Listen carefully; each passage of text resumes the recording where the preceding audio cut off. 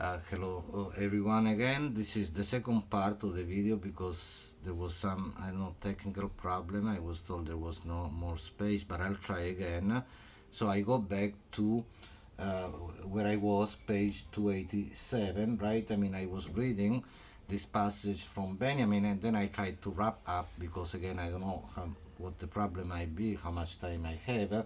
So I was reading, and though the police may, in particulars, everywhere appear the same, it cannot be finally denied that their spirit is less devastating where they represent, in absolute monarchy, the power of a ruler, right, in which legislative and executive supremacy are united, the typical, right, ruler like the king, right, of the past and so on, than in democracies where their existence, elevated by no such relation, bears witness to the greatest conceivable degeneration of violence, right? I leave that to you to think about. So he says basically in whatever we understand as democracies today, the presence of this type of violence, right? Institutional violence, police violence. Police can be understood also in the broadest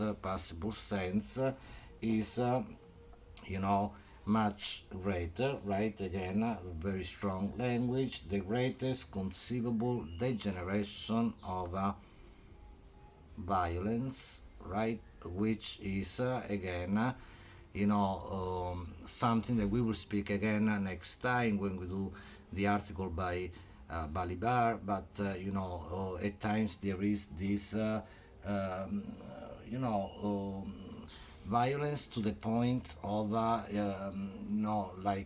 extermination. As we know, it doesn't have to be only, of course, the genocidal, right, regimes, but also the many ways in which, this type of violence affects people at all levels. I mean, think about migration, for example, the refugee camps, right? The detention centers, and so on and so forth. Okay, so he goes back. All violence as a means is either lawmaking or law preserving, but again, I had to perhaps.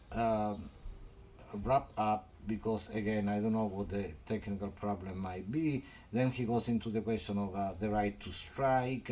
What I want to call attention to is that at the end of this essay, right, he speaks about these two forms of violence: mythical violence and divine violence. This is also a difficult concept, but basically mythical violence is the violence that he has been speaking about, the typical violence of society, the violence of the police, the bureaucracy, the institutions, and so on. And divine violence is the mythical violence is law-making and law-preserving. And he says on page 297, right, that instead divine violence is law-destroying. Basically, it is in Benjamin the idea.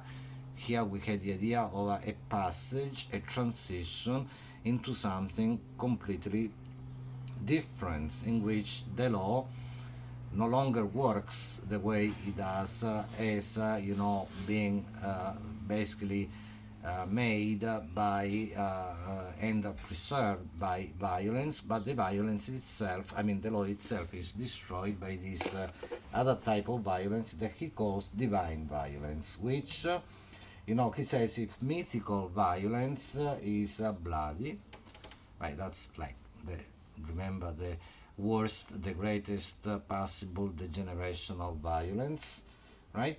The latter, which is what he presents as divine violence, is lethal without spilling blood, right? So this is, again, a matter of interpretation. I leave that to you to think about what this might be, but it is interesting that it is, in a sense, from what Benjamin says, almost precisely, and he says that in a way no longer violence, right?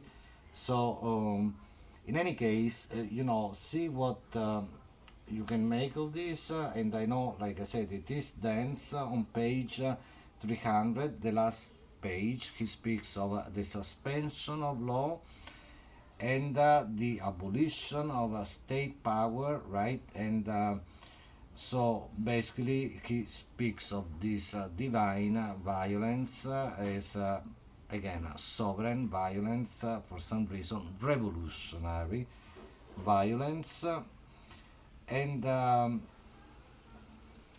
I hope that I help clarify some of the ideas here, and let me know.